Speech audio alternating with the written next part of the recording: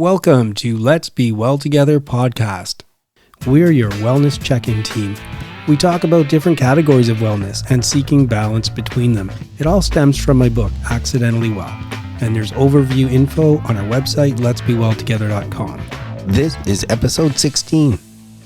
And welcome back to another week of Let's Be Well Together. How are you doing today, John? I'm doing good. And you always ask me, do I always ask you too? I think so. I think it's good to do a little check-in. Yeah. You know, and I always say great, and people might be like, it's a rote answer. It's not. I actually am doing pretty good. So, good. And things are being well. I'm really enjoying working on this podcast. Yeah. I'm really enjoying talking to the people I'm interviewing and talking to co-hosts, and I'm really enjoying what I'm learning, and it's energizing. So good. I'm really good. I'm glad. Today, I'm hoping to jump into the area of social wellness. Mm-hmm.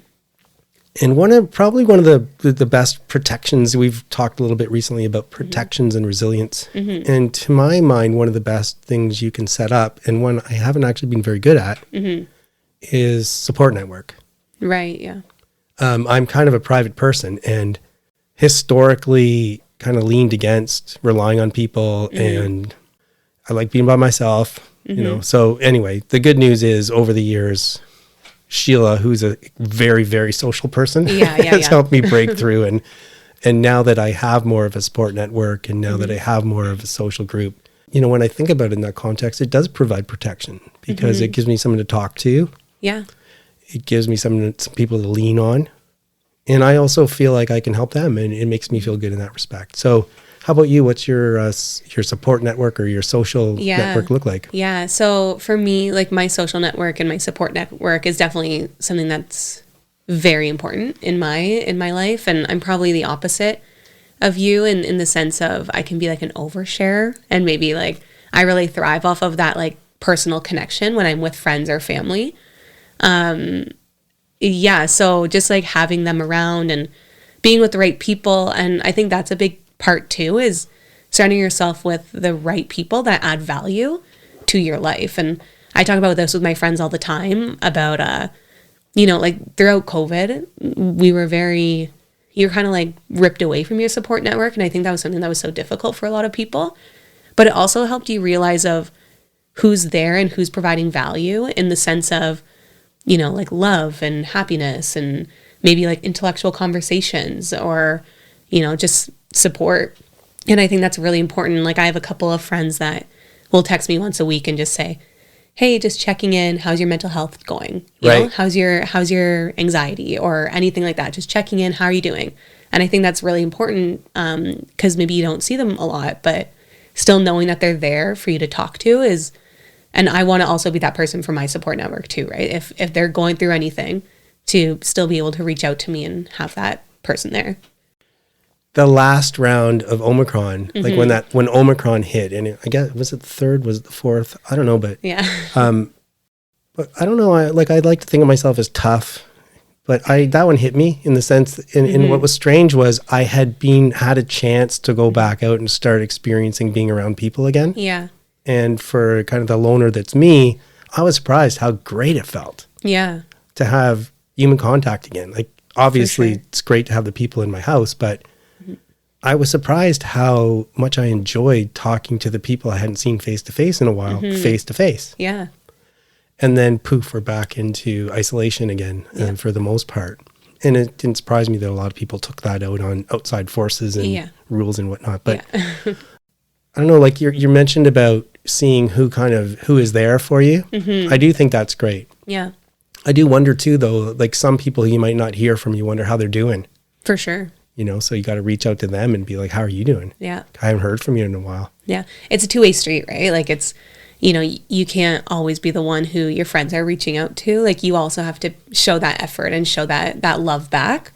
So yeah, I think just that two-way communication of knowing who's there and who you can talk to. And I have different people for different things. Like I have my family who is my family and they'll always love and support me. I have friends who, you know, I have really good intellectual conversations about what's currently going on in the world. And I find I really thrive off of that, just having that conversation. And I feel very like similar to kind of how you said, after you go on a run, you feel like lifted. I feel that way, kind of having those deep conversations with my group of support people. I like that thought too, that, sometimes you just need to go to somebody who loves you unconditionally. Yeah. And it doesn't even matter what what you say, they say. You just need that support. Yeah. And then other times you need something else. Other times you need that friend who in the past, for example, on one occasion might be like, hey, no, get your shit together. Yeah. Stop whining. Yeah. So sometimes you need that friend. For sure. And sometimes you need the friend that, has some other idea. And if you can build up that social support network, then you have these different people who have their different strengths and help you in these different times of different needs. Yeah. And that reminds me, so I have two very close friends, and the one I will go to if I'm really mad at something and I need her to be mad at the world with me, right. And get really angry. And right. I have my other friend that I go to, and she'll be like, okay, so what can we do? Let's make a plan, and let's think logically. And it's so different. So I know who to go to. And sometimes you just need both. You need someone to hype up your anger, and then you need to be okay, I'm calm. I got it out. Now let's discuss how can I move forward?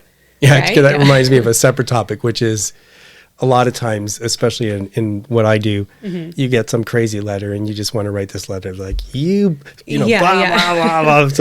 So I don't actually write it, but in my head, I write that letter that I want to just because you need to go through that phase of just letting it all out. And then once you've got that done, you can sit back and say, okay, now how do I actually deal with the problem? Yeah. And what is it that's actually affecting me? Right. What is it in this problem that I can actually fix and handle? But I like the thought that you actually go to someone so just you can rage together. Yeah, I know that they're gonna, whatever I say, they're gonna be on my side of get that person doing this or whatever, and then it just helps. And I think they know that they're that person too. They know they're there to support no matter what. And not the other side isn't doing that. It's just in a different way of let's be logical. What can we do? What can we do to make you feel better?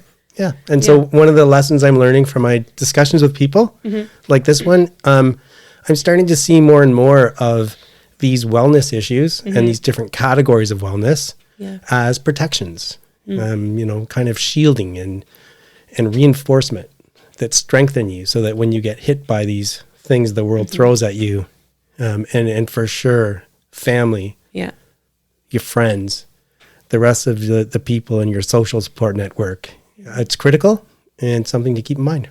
It is, yeah. Guests are giving their time, expanding our minds. Today's interview is in the area of spiritual wellness. We're talking to Reverend Jessica Purple Roldela, who's both an atheist and a minister in the Unitarian Congregation. Rev Jess, as I'm told I can call her, grew up in Panama during the tumultuous sovereignty negotiations of the 70s. Her family returned to Texas in 1979, and she lived in various U.S. states. Before entering the ministry, she worked as a high school English teacher, a freelance writer, and a logistics analyst. She graduated in 2008 from Meadville Lombard Theological School, a Unitarian Universalist seminary in Chicago, where she co-founded the Anti-Racism Forum, the Kaleidoscope Initiative. She gave an award-winning sermon, Can't We All Get Along? Loving Your Political Opponent. She wrote The Prayer of the War Atheist, which was published. She moved to Canada in 2008 and serves Grand River Unitarian Congregation. Rev Jess is a mentor to ministerial candidates and chaplaincy students. So welcome to our podcast. Thanks, John. Now, I'm kind of excited about today's interview because we often hear about spirituality in the context of religions. And by that, I mean theistic religions where there's a belief in a God. But we don't often hear discussions about spirituality from the atheist perspective. And it's something I've been trying to grapple with myself for an understanding and to talk to people about it. So I'm glad to have you here. And what I'm hoping is that we can have a discussion about spirituality in that context. So I'm not sure where to start. What do you think? So why don't we start with just the basics, and that is the root of that word spirituality, because it is a challenge for people to wrap their minds around your intro, that I'm an atheist and a minister. Right. I'm an atheist, and 50% of my congregation would identify as atheist or agnostic and come to church most Sundays. And those ideas seem mutually exclusive to many people. But if you take it down to the root of the word spirituality, the word comes from the word for breath. And what connects us literally, physically, connects us to life is our breath. We have a hymn in our Unitarian Universalist tradition called Spirit of Life, and that would be a kind of name without naming of some kind of transcendence that some but not all of us might name God. But the sense of spirituality does not have to be connected to a particular belief, either in God or any other kind of belief. I do get the sense, though, that there's a feeling of something beyond ourselves, something that's coming from outside of ourselves. Is that something that you gravitate toward? So again, when you think about the word spirit, about the word breath, that is literally coming from outside of us. We're not isolated beings. We are interconnected with the universe. Our very bodies, our very atoms are quite literally made of stardust. So there's a literal connection of who we are and what we are, and how we're inextricably linked to one another in different ways and to the universe at large. You think of connection. If you think of the word religion, again, looking at the root of the word, it means to bind, to connect. And you can think of it in two planes, both the vertical, up and down, connecting us to the sky, at some people's cosmology, to the heavens, and to the earth, which we can literally stand on. And then there's that other connection, that binding of one to the other, a horizontal plane of connection. And that's people to people, and people to other beings, and people to animals. And so when we think of transcendence, it doesn't have to be some named entity in the sky, some kind of creator, some kind of external force, but the literal force that is holding the planets together, holding us onto the planet, and that is just beyond ourselves alone. I wasn't going to bring this in, but I think it would help me, and so if you don't mind, but in my book I tried to talk a little bit about what I see as spirituality disconnected from a belief in a God. And some of the things I thought about, for example, include searching for purpose and meaning in human existence, feeling a connectedness to beings outside ourselves, accepting that there are things we cannot explain or understand, having a set of beliefs and knowledge that provides guiding principles. From what you're saying, I do think I'm similar to your page on some of these things. I especially like your thought about the different vertical and horizontal, and how we can feel a connectedness not just to space and time and planets and all the rest of it, but to fellow people. I'll give you a real world example of that. Is, I think most of us have had an experience of walking into a room full of people, and you get this sense of something's just happened. Like you can feel a tension before anyone said anything, before you have any clue. They may be people you know or not know, and you just get, the spidey sense of, feels like there was an argument here, feels like there's a tension here, feels like I'm interrupting something. For those of us doing public speaking, you can be on a stage and get a sense of the energy of the audience. And that's a really good, tangible example of the ways we are impacting one another neurologically that is invisible to us. It's beyond what we're told our five senses, but it's something that we definitely feel. coming from one another. And so if you extrapolate that sense of our lived experience with one another and how we've neurologically impacted each other, and weird experiments of how we synchronize ourselves with one another as humans, fascinating scientific research about the ways we literally start to syncopate with one another, and breathe in the same rhythm and tap in the same rhythm and move in the same rhythm, that these are repeatable experiments. If you extrapolate that into the universe and the potential for that, you can see why, of course, there's such a thing as transcendence. Just because we can't name it, just because we don't understand it, doesn't make it less of an impact.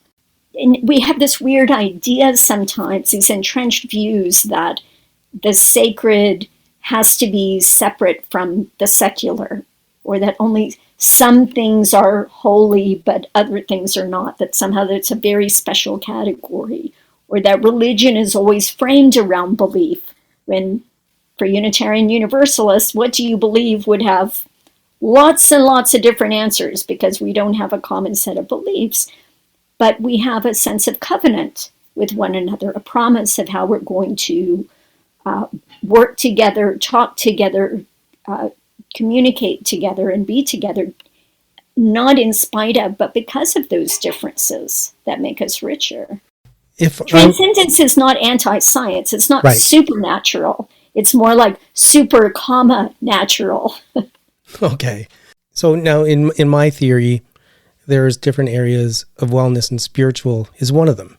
And so now if you're coming up from your perspective and you're part of a congregation from this perspective, what are some of the things that you and your congregation find help when you want to develop your spirituality, or let's call it strengthen or foster? What are some of the things you can do from that context to enhance it? So first of all, it's the sense of being in community, being in a covenanted community where we have agreed, we volunteered to be together and work for common purpose. And that common purpose can be as simple as just witnessing one another's joys and sorrows, our trials and triumphs in an ordinary life. Hearing one another, agreeing to receive one another's sharings and things that we care about, laments, celebrations, just witnessing those to one another is a powerful experience of acceptance. It's a powerful experience of witnessing how other people are coping with problems or trauma and have overcome these things, or are struggling with them, but struggling with them with the community's support and help. I think that's part of a basic human need of just supporting one another, and then in turn supporting ourselves by seeing ourselves and understanding that we are not struggling alone. We're not as unique as we think we are. And when you say covenant, so I'm a lawyer, so I hear covenant, I think, agreement, sign on the dotted line. Mm-hmm. Is that the sense you're using it, in the sense that whether express or not, you're making a promise to each other to share experiences and support and that type of thing? It is. It's a promise. It's a covenanted community that says that the first line of our covenant that we read on Sundays says, love is the doctrine of this church. And that's something that we try to hold. It's an aspiration, of course. We, promise-breaking creatures, the imperfect humans that we are, but it's in that aspiration of being our best selves, of trying to bring the best out in ourselves and live lives of meaning and purpose. And not just for oneself. And not just for oneself, because one of the purposes of witnessing and sharing one another's individual trials and triumphs is that it develops empathy. And then empathy is that tool that then drives us to take what privilege we have and what strength we have in service of other people. So it's easiest for people, especially if you're struggling already or facing challenges, that one-on-one witnessing and support of just being present and saying, wow, I hear you and I'm sorry.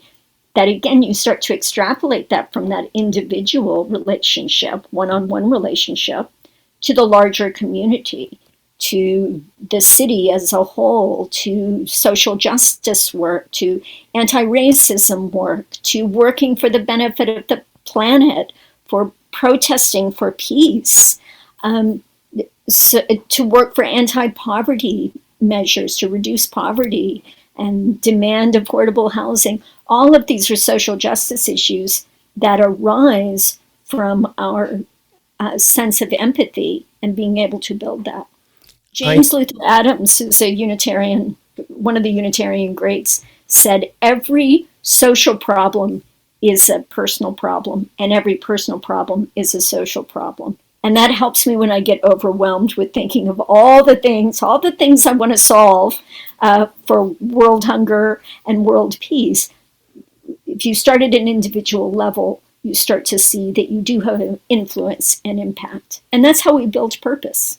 So I'm going to ask a question that may be trying to put a square peg in a round hole, but because physical, while connected, is different than spiritual.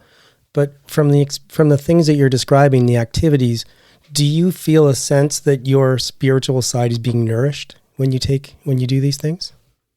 Absolutely. I think for Unitarian Universalists, and I can only speak within my tradition, but I suspect it's true for a lot of people who identify as atheist or agnostic as well, that a primary spiritual practice is social justice, that it is in taking action, in using what leverage that we have that faith, not in some named transcendence, but faith in the fact that what we do as individuals matters deeply. It's interesting because for me, and I'm going to have some interviews on the topic of how helping other people helps frame of mind, mental health, and that type of stuff, and just generally enjoyment. But I'm going to take away from this interview and think about how it can enhance my spirituality as well, that it's broader than just mental and feelings and that type of thing. So I really appreciate that. And if you can believe it, time's raced by and we're toward the end of our interview. So I'm going to finish. There's a question I ask every guest. I'm exploring these different areas of wellness and the fact that we don't have time in our lives to have all of them firing on all cylinders at the same time. So what I ask each guest is, if you think about different areas of wellness in your life, are you currently neglecting an area? And if so, what is one thing that you can do to try and improve wellness in that area? I think right now, I feel like I'm neglecting downtime. And I'm someone who has literally put Save the World on my to-do list as a reminder. And after 2 years of the pandemic and many things that have happened in the past weeks and months in the world, I have to remember that I also have to tend to my own quiet time and spirit, because that's the only way I am able to really have the reserves of empathy if I also practice self-empathy. And for me, that requires some quiet time, just quiet time of nothing. Doing this podcast has been great in a way because I talk to different people about this kind of stuff. And what I've noticed is people who are very passionate about a cause and really want to try and make something happen. More than one of them have said the very same thing as you, that they need to take time to rest, that they're using all their waking hours to try and achieve those objectives. So I hope that you can find a way to do that. And in the meantime, I just want to say thanks very much for joining us today. Thank you, John. It's been a pleasure.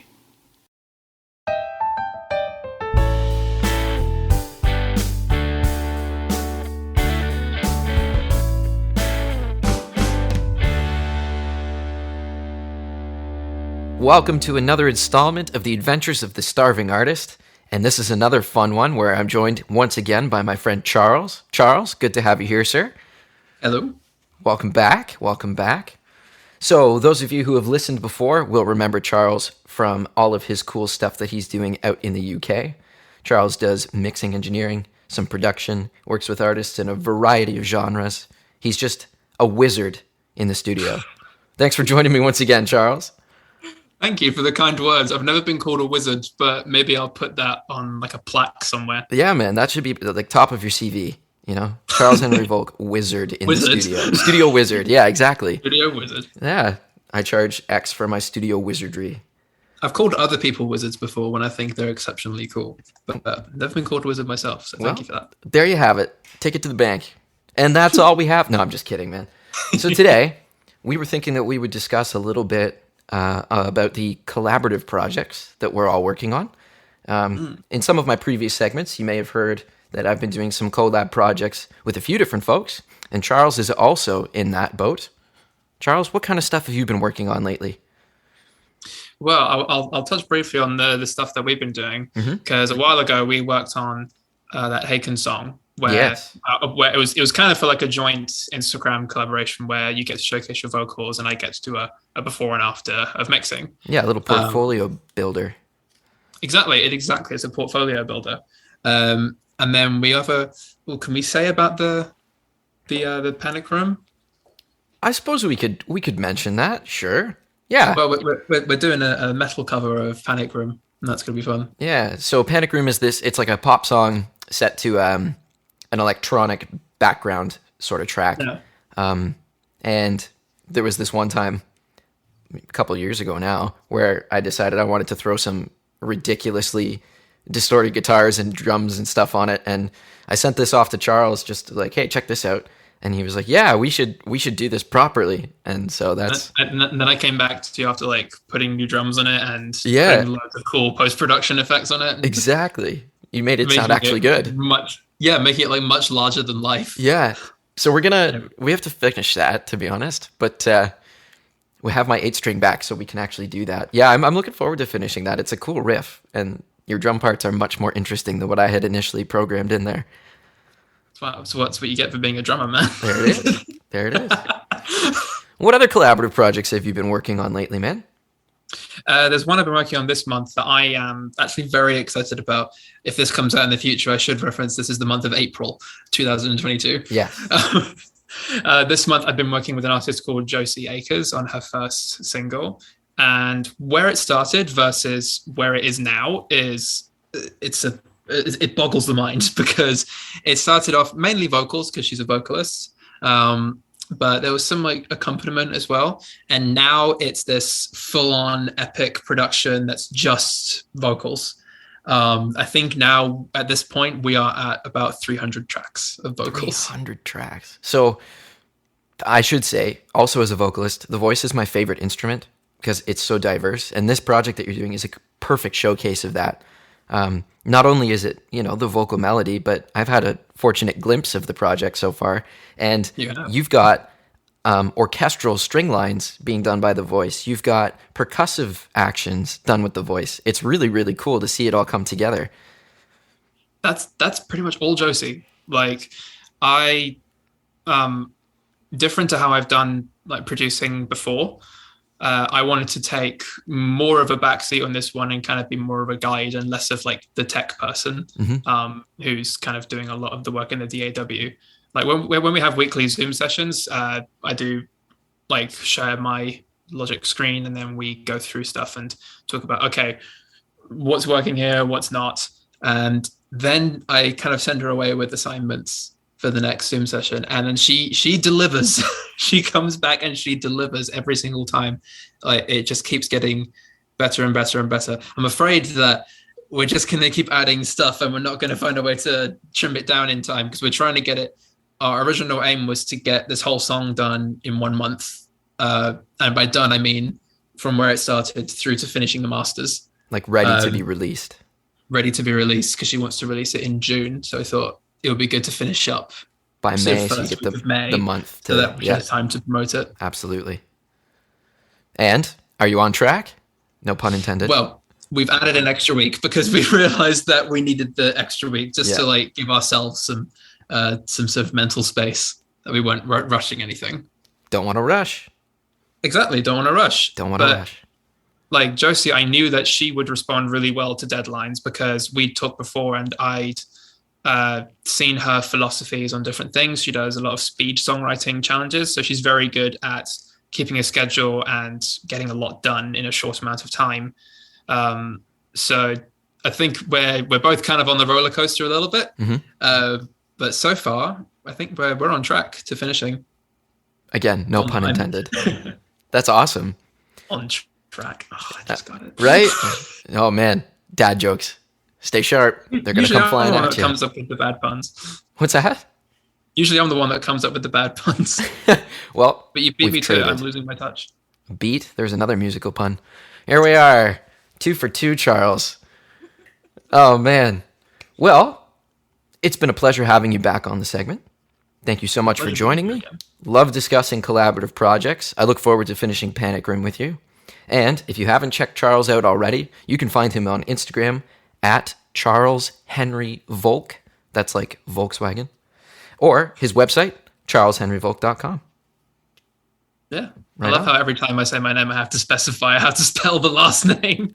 You never know. Sometimes people get it, but better to be safe than sorry. It's not just me. Like, it has to be done pretty much. Otherwise, no one gets it. Really? Well, there you go. Yeah. Volk like Volkswagen. I've been called all sorts of things in the past when they don't get my last name right. Oh, man. Okay, well, you can't just say something like that and then we end. What's the best one you've gotten before? Oh, I think Voke. Voke? Like as in the word like evoke, but it's Charles like Henry Volk. I think he had like egg yolk because my name is spelled V-O-L-K. I can see it. So I think like egg yolk. Okay. But it's not. It's German, like Volk. Volk means people. Yeah. Like Volkswagen, people wagon. There you go. The people's car. Not egg stuff. No, not an egg go. Charles Henry Egg Yolk. It's been a pleasure. No, I'm just kidding. Anyway, thank you so much for joining me once again, my friend. Thank you all for listening. I'm Cameron. This is The Starving Artist. Until next time.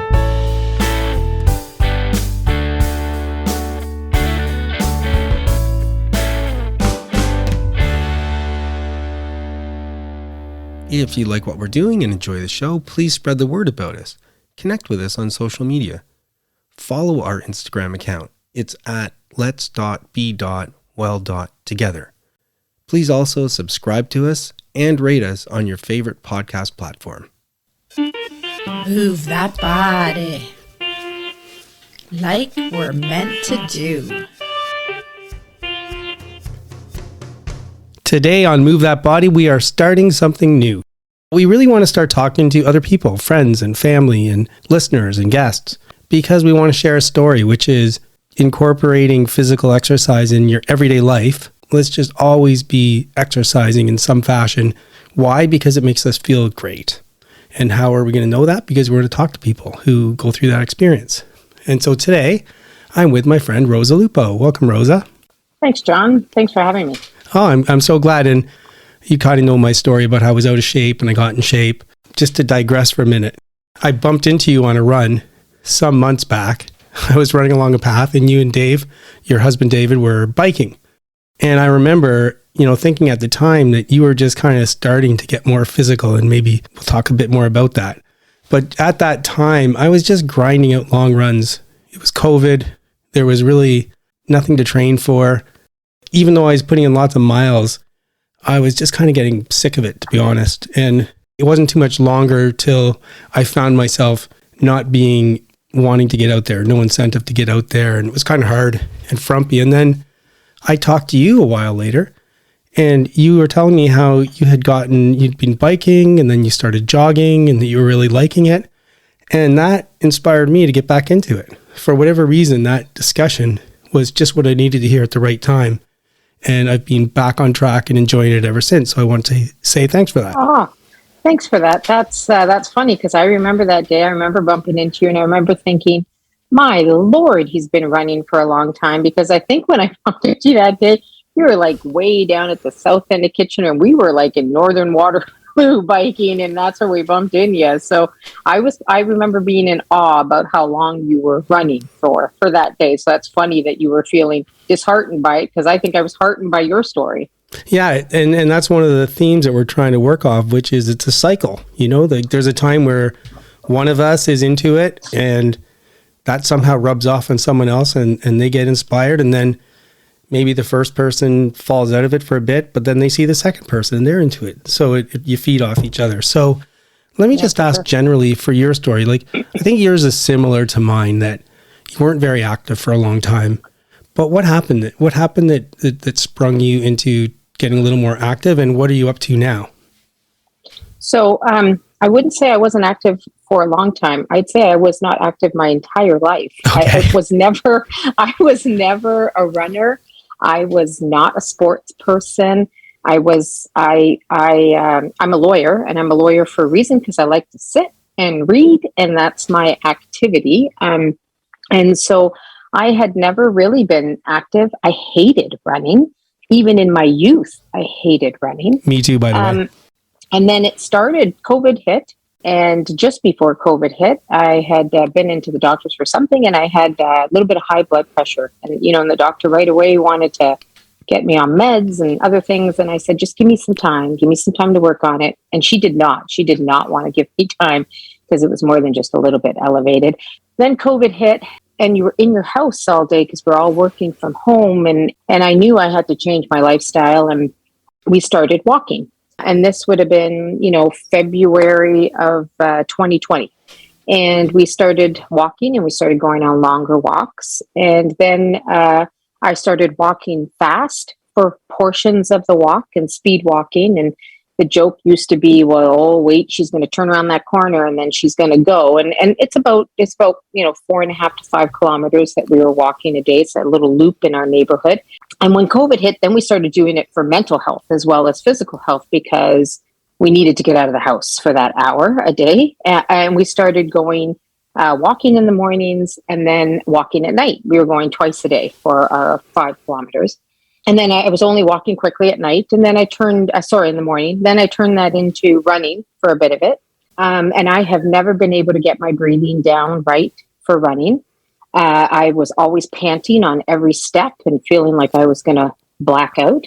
And then I started, it took me a very long time to get that breathing right, to feel like I could run and get it controlled.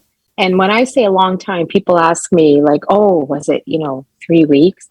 No, it was like 9 months. Like it was a long time. Same for me. It was a period of years. Yeah. It took me 9 months to be able to be at the point where I could run that entire 5 kilometer walk. And every day I just kind of lengthened the amount that I was running versus the time that I was walking. And I would run for a bit, because I was going with my husband. I'd run for a bit, and then I'd catch my breath, and I'd wait for him to catch up, because he'd walk. And then I'd continue to walk for a bit, and then I'd run for a bit after that. And I just kind of staggered it. And then at about the 9-month mark, then I was able to just run the whole 5 kilometers, and I had my breathing under control. I was running in the morning without my husband. He would just go for a walk, and then we still go together for our walk at night. And we still do that now. Like we still do it almost, not every day, twice a day, because sometimes the evenings get a little bit crazy now that we're back to work and stuff. But, we try to at least 2 or 3 times a week do the walk in addition to the run. And I probably get out to run now at about 6 days a week. I go for the 5 kilometers, and I do take a day of rest. I find my body needs that. I've tried doing all 7. And I'm hurting by like 2 days after the 7. My body's just had it. I feel like my joints are achy and I'm tired, and it has the opposite effect for me then at that point. I need to kind of cut back. So let me ask you now. So now you're doing exercise regularly. Maybe the last question, I guess, is kind of 2 parts. How does it make you feel in your everyday life now? Like when you're walking to the coffee maker, or when you're just living your life, how much different is it? And would you want to give that up? Yeah. So the interesting part is that I still don't look like I run every day. So I heard the best saying the other day. I heard there's this little snippet, and I thought, gosh, that's so relevant to me. She kind of looks like she works out, but she kind of looks like she doesn't say no to a cookie either if it's offered. So right. I've kind of found this middle ground for me that's not this fitness thing either, but like you say, just getting moving and getting out and doing something every day. And for sure, it's better than it was. I had some knee issues, and those seem to have adjusted and feel better. And actually, this is a funny story. So I I have traditionally, I've had the same group of friends since grade 9, and I am now in my 50s. So we always get together. There's 4 girls. And I have always been the heaviest of the 4 girls. We were together 2 weeks ago. We were at my friend's cottage, and we had to measure a boat. I don't know why, but we had to measure a boat. Her husband wanted the measurements for their boat when we went home. And so we were crouching under the boat to get this measurement, to get the full size of the bow and the width. And my skinny friends said to me, God, you're so agile. Because I just kind of crouched. I held the thing and I got up and it was all fine. And they were struggling. And so it's kind of funny that I'm still not the skinniest among them by a long shot, but definitely more agile and more strength and stronger. And now it's become a thing of, you do want to do it every day. And even if I can't run, I find something to do. So because I run outdoors, there's lots of days in the winter when I can't, because I also don't want to fall and break anything. So if it's really icy out, I choose not to go. But I've started to do things in my basement. We have some weights, and I go down there and do some weights, and I do a little bit of cardio to get my heart rate up. So every day I find something to do, even if it's not running. Well, that's amazing. So we're out of time, but I really appreciate you jumping in and letting us know how it feels to get back in shape. And I'm like you, I feel more agile. There's lots of things I can do that I never used to be able to do. And that the one message for the listeners, if there's nothing else you get from the show, incorporate regular physical exercise in your everyday life and everything feels better. So thanks, Rosa. For sure. Thanks for having me, John. Bye-bye. There's a thought. Popped up while running. I was pretty excited when I was out for my run today. I'm starting to realize that one of my goals in working on this podcast is coming to fruition. Specifically, I'm trying to engage other people and talk about wellness topics that occur to me, and through that, better understand things myself. 2 really good examples are the dance balance analogy, when Sheila and I were talking about dance and balance, and most recently the interview with Elisa Brewer-Singh when she talked about resilience. And of course, I think it was always there in the back of my head, but I just didn't connect it that way. She said something that really brought a whole bunch of concepts together. She was talking about resilience, which is a topic I do come back to, but before I saw it in a different way, I was focused more on bounce back. So something goes wrong, it doesn't work out the way you want, and so you bounce back and try again. Alyssa talked about it in the context of building overall wellness to create resilience, and that really is coming together for me when I'm thinking about it. So I was thinking about resilience in the concept of we build up all these different categories of wellness, things like mental, spiritual, economic, physical, so that if we end up crashing in one of the areas, but the other areas are strong, they can help us get through the crash because we have this resilience by building up these areas. And when you think about Sheila's dance analogy, that was in the context that you build up all these fundamental moves so that when you're moving across the stage, if you start to lose balance, you don't even think about it. Muscle memory kicks in, those basic skills come forward, and you correct yourself.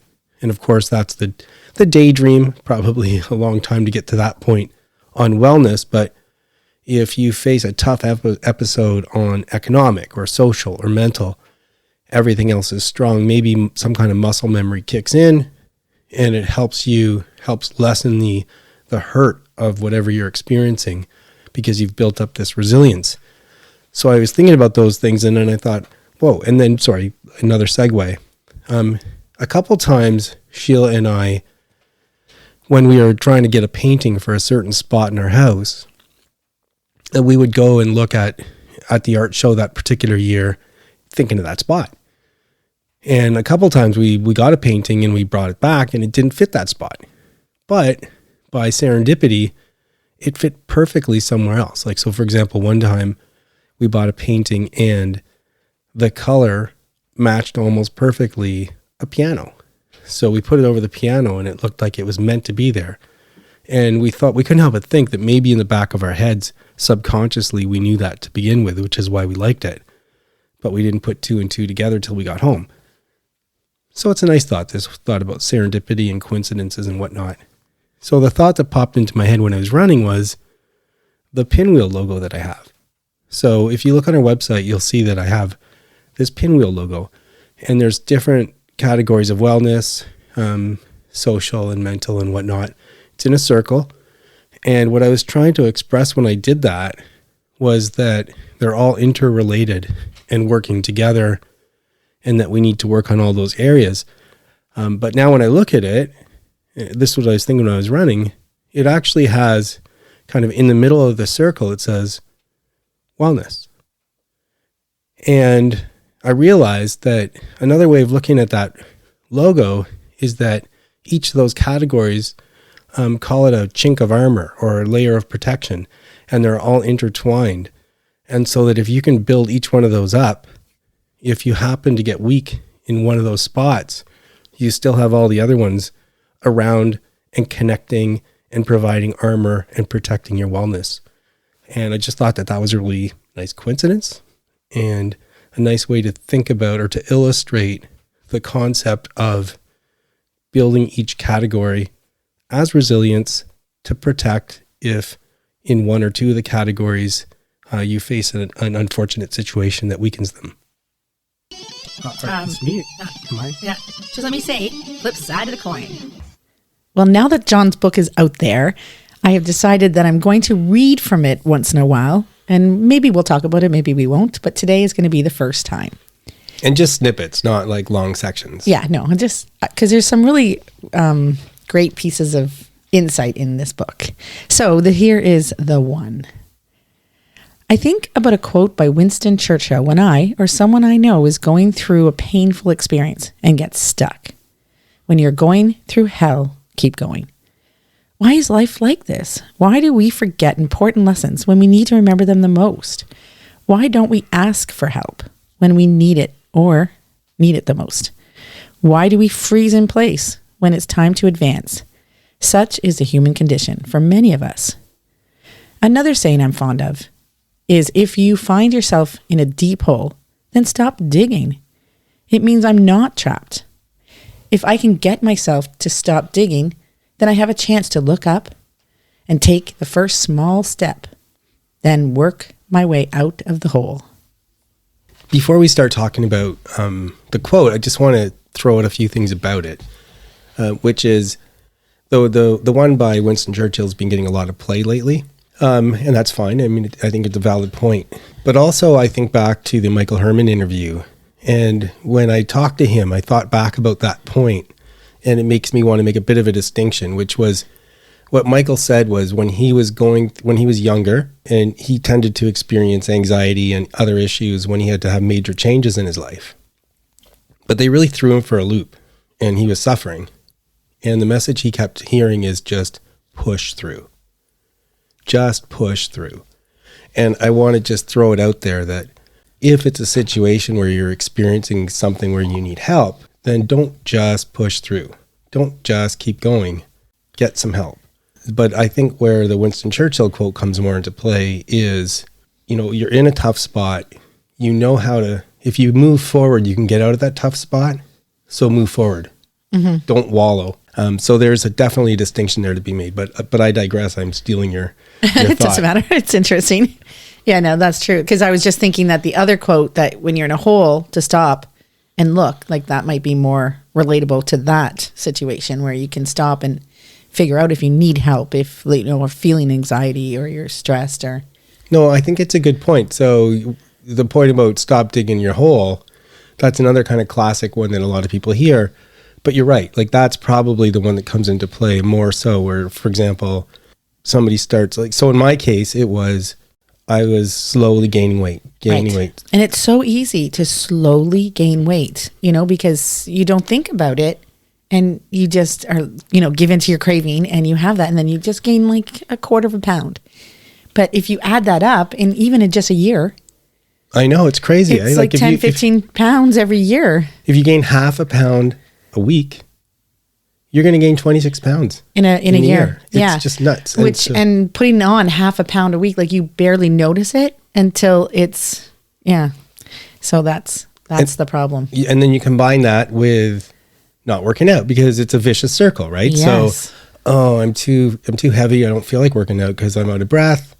So you don't work out. Right. And so that means you add more weight. Mm-hmm. And you add more weight. So you don't work out. And next thing you know, you're going around circles in terms of this thinking, and you're getting worse and worse and worse. And your hole is getting deeper and deeper and deeper until eventually you can't even, you're so deep in the hole, you don't see any light. Yeah. You're just like, you're down there. And so the message is stop. Yeah. Stop digging. Even if you're not going to lose weight, don't gain anymore. Yeah. And do some simple exercise. Yeah. And then slowly climb your way out of the hole. Another one is debt.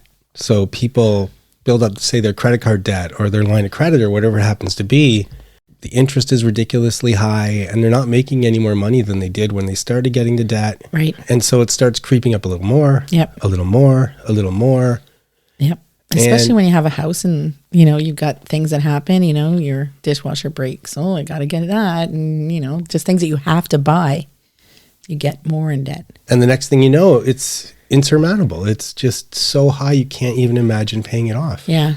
And what's intriguing is a lot of times in those situations, then you just throw your arms up and it gets worse. But again, stop digging. Stop digging that hole. Find a way to stop digging the hole. And another one is working too much. You're like, you're working and you're like, oh, I just have to finish this one project. And so then you're doing that, and then doesn't another one pop up, and they're like, okay, let's get, you're even trying to get on top of that project, but then more work digs up and more comes up, and you're.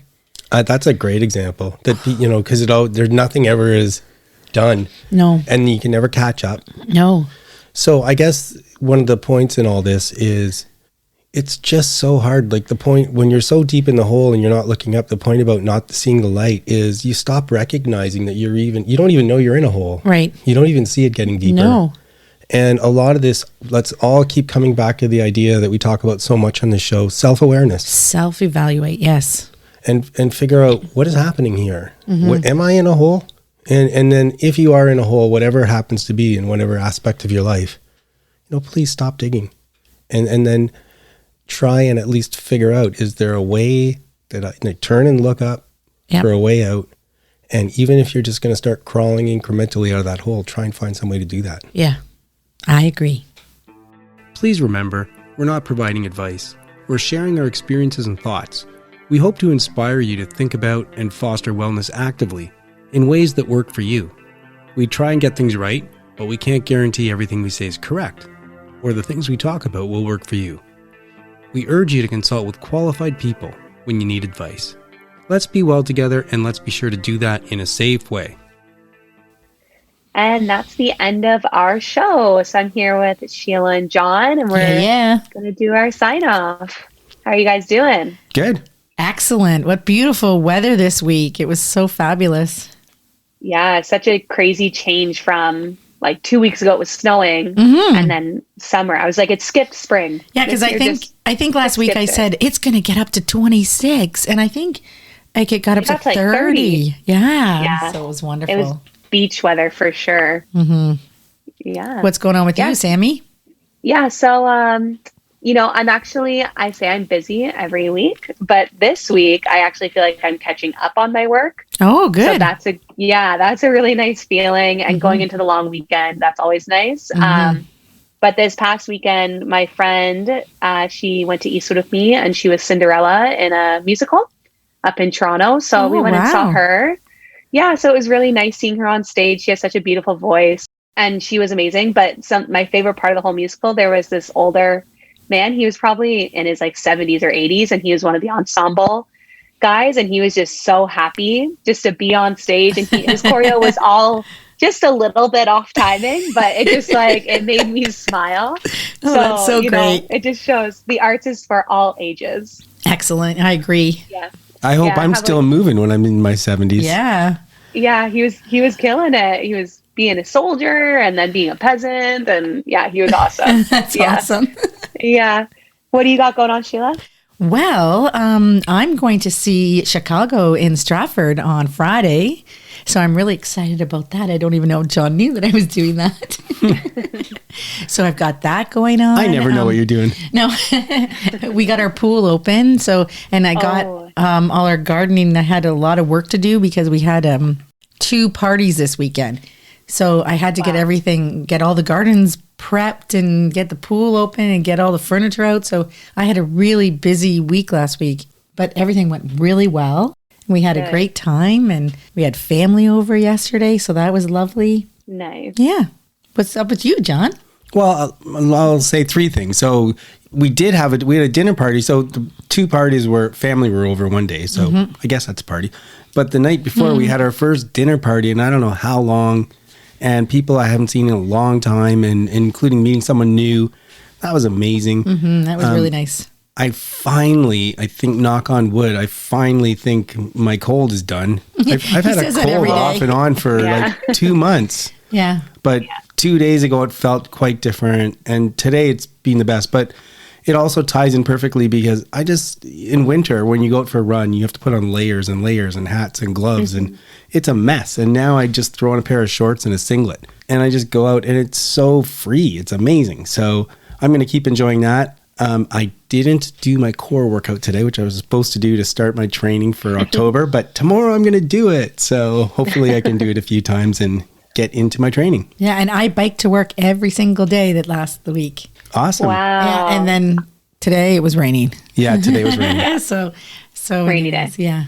Okay. Well, it sounds like everyone's got another busy week like always happens, and we're hopefully going to all have a good week and check in with everyone next week. Okay, sounds good. See you next week. See ya. That is it for today's show. Please try and make wellness a priority. You deserve it.